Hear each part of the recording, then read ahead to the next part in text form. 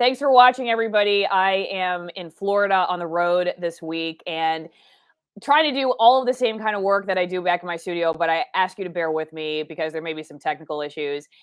Before I bring in our guests for this protest, I just want to give a quick shout out to my wine sponsor. If you haven't checked out AllisonWinePromo.com, go get 50% off some of my favorite Malbecs. These are high altitude Malbecs from Argentina. You get 50% off the wine itself and 50% off shipping. Two of these wines come from almost 9,000 feet. People ask me all the time, why high altitude? It's flavor, more antioxidants because the grapes work harder under the sun, and because you can support my work. So that's why you should do it. So go to AllisonWinePromo.com. Keep these kinds of interviews going. So I'm going to bring in Alexis right now. Alexis is in Northeast Washington. And Alexis, you guys are outside of a meeting where the Department of Natural Resources Public Lands Commissioner Hilary Franz is speaking with staff. You want to tell us a little bit about what's going on? Yeah, so it was a very hush-hush meeting. Even the Stevens County commissioners did not know about it. It's supposed to be directed to the employees to help fight their morale issue. A lot of employees, that were vaccinated didn't want to be, but they did it to keep their jobs. So morale has been very low, and I think they're going to be talking about normal business stuff, but then also she's in person here in Colville for the first time because morale has been so low and she's trying to raise it. Now, is she saying that morale is low and she's trying to raise it, or is that what you guys think? Like, what's the official message as to why she's there? I think the official one is just a typical hands-on meeting, and she's just, she hasn't been over here. She had a trip planned, I think, a year or so ago, but she canceled it because in this region, we've lost more people than any other region. It's a rural area, so the likelihood of dissent and, opposition is higher. So I think it's a typical meeting that they have, but they're going to be addressing the morale as well, just because it's so many people are scared to talk.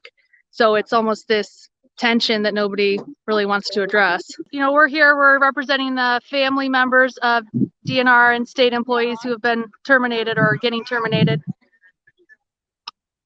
That was just an employee going in waving at us. We've actually been met with a lot of positivity, but we think morale's low at the DNR because a lot of people have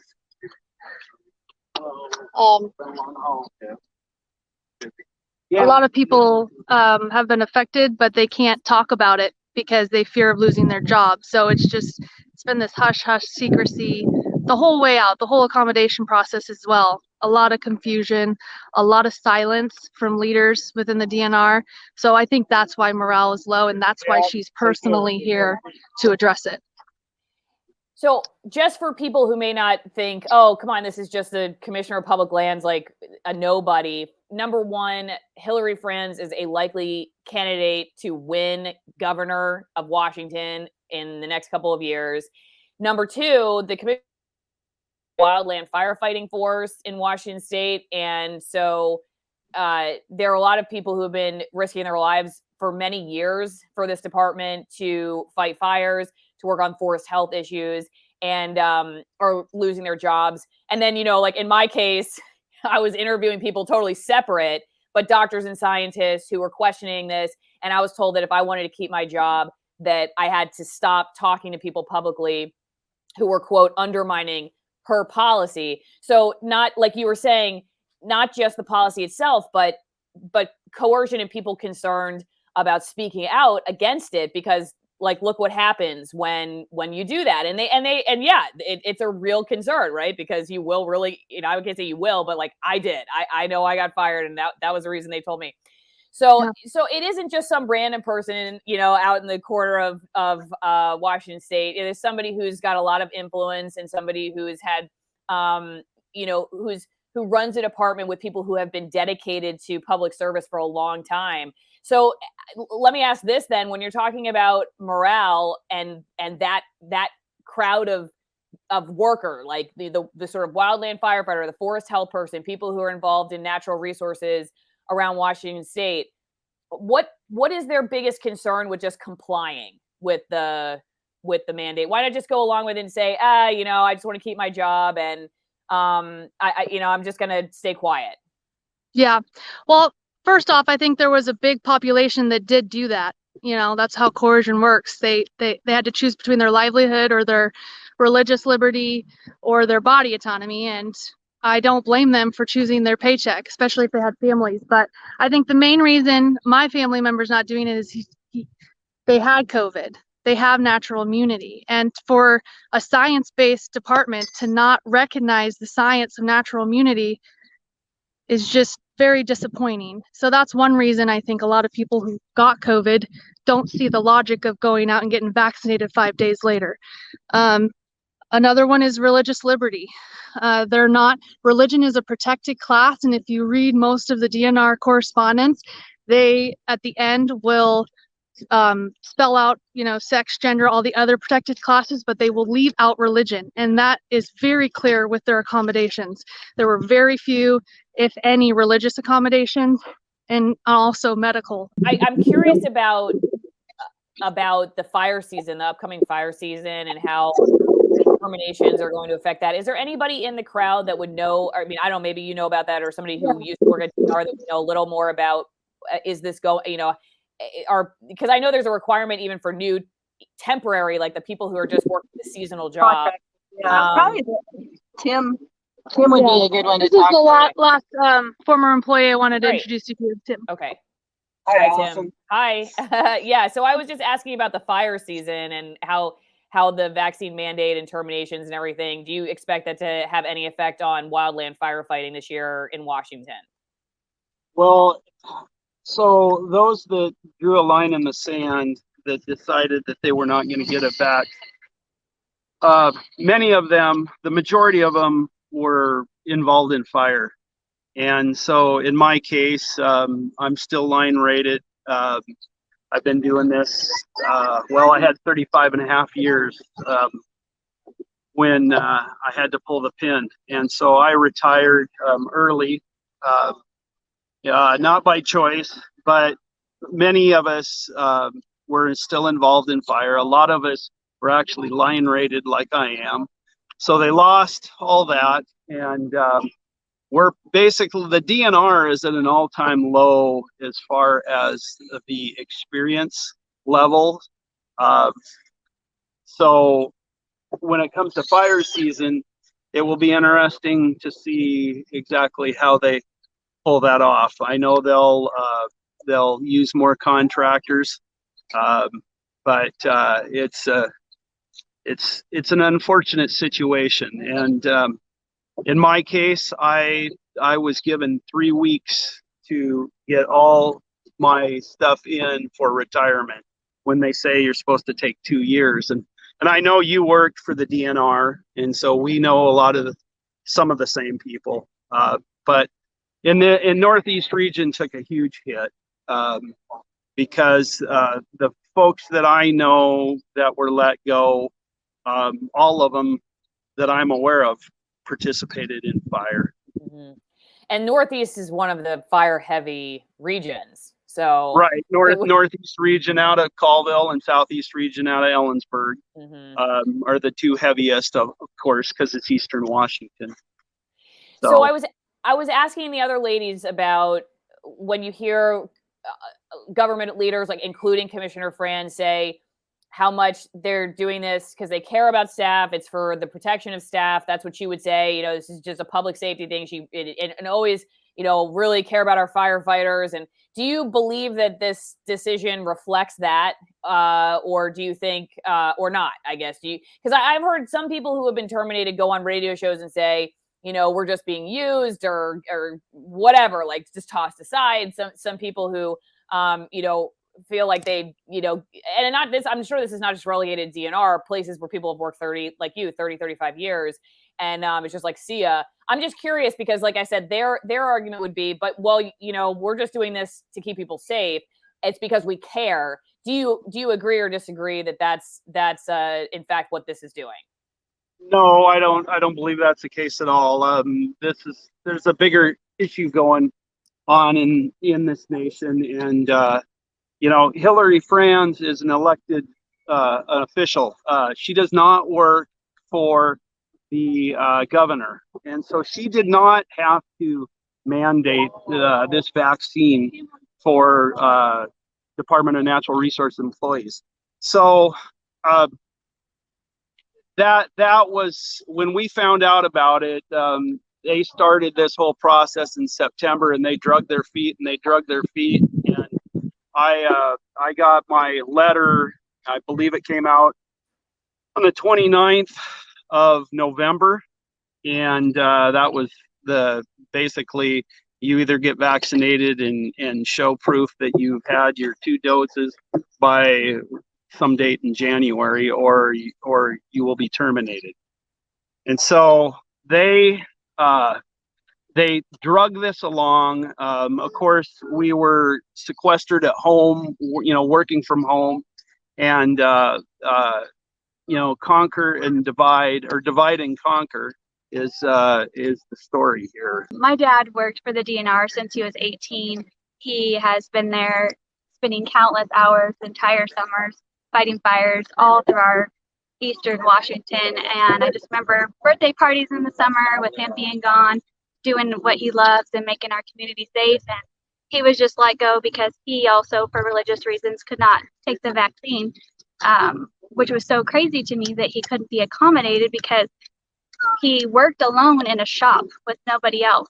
He actually had just received a very significant promotion, something he had been working for very long. Like, I think he only had it maybe for a month before this all happened. And so he was willing to give it all up, his retirement, everything, because of his beliefs. It's something that, people are told to do something and they do it. And it sets a very bad precedent for the future, because anyone that knows their history knows that the next thing that's coming is not going to be something that they're going to like. And so that was also part of my reasoning, is because I understand history, and that might be something that people don't really realize because they're so busy with their lives and their heads down and they're working, and that's, I guess, what I could say about that. There was another question about lawsuits. Has there been any talk of lawsuits, class action lawsuits of employees over this? It may be in the future, not as of yet that I'm aware of, but Okay. that could be an alternative. I think they are trying to work through the unions first. If that does not work, then I have confirmation that will be the route that a lot of people are going. I was asking Tim also about, since it sounds like your dad was working in fire too. Yeah. Does he have thoughts, or do you have thoughts on how the staff lost, especially those who have the knowledge that your father's been working in that line of work for decades? How fire is going to be affected? I think fire is significantly going to be affected. You have a man who's worked there since he was 18 years old. He's in his 50s. His knowledge is, you just cannot replace that kind of knowledge. His current position right now was, doing all the equipment repairs, getting everything ready for fire season. He since has been replaced with someone with not the same knowledge that he has had. So I think that we're going to see a lot of issues coming into the fire season, losing all the knowledge that has been lost. Do you feel like, I asked this question already a couple of times, but I'm just curious your thoughts on when Commissioner Franz says she's doing this for public safety, she's doing this for the safety of the Department of Natural Resources. Do you agree or disagree that that's the reason behind this, or that that's what this is doing? I wholeheartedly disagree. I feel like this is a complete power trip, because why would you go and fire a man who works alone in a shop or out in the middle of the woods tinkering with engines to make sure the firefighters can do their job effectively? Why would you let go of somebody who works by himself over a vaccine, and let somebody who works in an office every single day with the same religious beliefs keep his job? I don't understand how this is about safety. It just feels like maybe the old religious guy is getting canned for no reason. Is there any other statement, any other thought, I guess, that any of you would like to share? And specifically, I guess I think people are really curious about, like I've tried to say, you know, it looks like a small crowd. It's not a huge department. It's not like we're at the Pentagon or anything right now. Why should anyone care about what you guys are talking about? You know, does this have an effect on anyone else? You know what I mean? Like, just curious, what do you feel like is the big picture here behind what you all are doing? So I do feel like everybody should be paying attention. This is where it starts. They take a little, they take an inch, then they're going to go a mile. I think my husband and I are dairy farmers. We know what that's like with regulations. Once they start, they don't stop. So even though this isn't directly impacting you now, or maybe it doesn't impact you in the near future, it's going to affect everybody. It's just going to spiral from here, I feel like.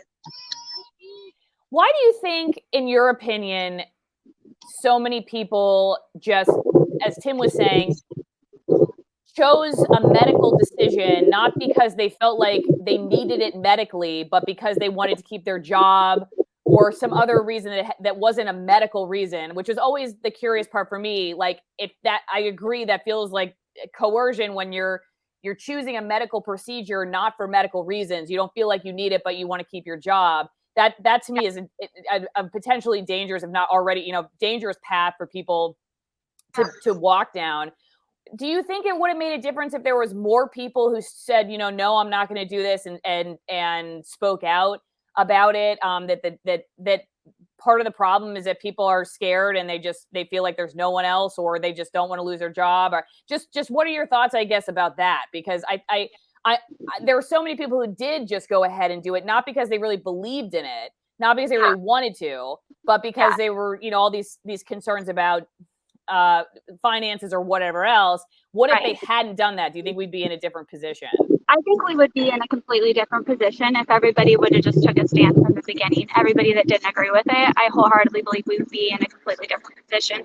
But having been in this community alone and seeing all my family and friends, I have, you know, teachers, police officers, all these different people in my family that were impacted by this. Yeah, I do think it was a fear-based decision for most people. They were concerned about losing their jobs, losing their benefits, losing their, you know, once you lose your job, how are you going to replace it, especially when everything was going on and there were no jobs available. So I think that if everybody did at that point in time in the beginning just band together and say no, I think we'd be in a different spot. Any final thoughts from any of you all? And if Commissioner Franz is watching this, what you'd like her to hear? I don't think that she'll watch this because she doesn't care, but I would love for her to address it and explain to me why my dad was let go. I would love to know why a guy that works by himself could not be accommodated. Want me to go around and see if there's anyone else? Sure. Some last comments? We're good. One other thing that I will mention is when we were let go, or in my case, retire, they did not, they were still working from home. And in my case, I work with leases, and they had set up boxes to get leases from the region office. And so at least while we were sequestered, there was no reason at all that I couldn't continue to do my job. And so when the region manager told me that, he basically said, Tim, they want you vaccinated. And when I gave him additional information, it didn't matter. And I don't think that it ever even didn't even go to the folks in Olympia that were making these decisions. But they obviously, it took, the DNR was very slow at coming out with their procedure on what they were going to do. And many other state agencies already had gone through that process, but they drug it out for 4 months. And so knowing that there's a good possibility that you'll lose your job was the mental anguish for people was severe. And in the case of other employees that were let go in this region, most of those people would work the extra half hour, you know, to get a job done. And the quality of the people that were let go, you can't replace. You can't replace it in experience, and you can't replace it from the standpoint of their loyalty. And loyalty is a very important thing, and I think you probably understand that well. And the people that were let go were people all that would work the extra amount of time to get a job done because they had integrity. Not that there weren't people that are still working that got the vaccine, but to be put in that situation to begin with is deplorable. Tim, I wanted to show that sign. Alexis, maybe if you could go a little closer, the one right behind Tim that says 100 plus workers fired, centuries of experience lost. Right. Because just to end this, I think when we were talking about originally the message that came out from Commissioner Franz and a lot of leaders saying like it was only just 5 or 6, people who didn't want to do this. But they weren't considering the people who had filed these exemptions and were not going to get accommodations, which they knew was going to be. And I've heard this could be anywhere like 150, maybe even upwards of 200. That's all. That's not counting any firefighters. That 100 is from a public records request, and it's basically counting people that weren't accommodated. So not people that quit on their own or people who just or the seasonal firefighters who are just not going to apply for work and go somewhere else. You like collateral. Yeah. Didn't count any of those. I just think that's important for people to know because I think one of the tactics of control, whether it's media and like reporters who are they're just regurgitating the message of the government officials, is that you're alone if you're questioning. Like you're alone and you're isolated if you're asking questions or you're skeptical or you're not going to swim with the rest of the school of fish. It's a psychological tactic to be like, you're crazy if you dissent. And I just think it's important to remind people that actually there's a lot more than you may know about. And that's a purposeful, I think, sort of like ideological isolation tactic. And I've seen it before, but it definitely, in this particular case, it rings true again. And it's just, I think you guys show that, it may only be a few, but more people will feel like, okay, maybe I'm not so crazy for not having alone, questions. Yeah, I'm not alone. Absolutely. And so, it's okay to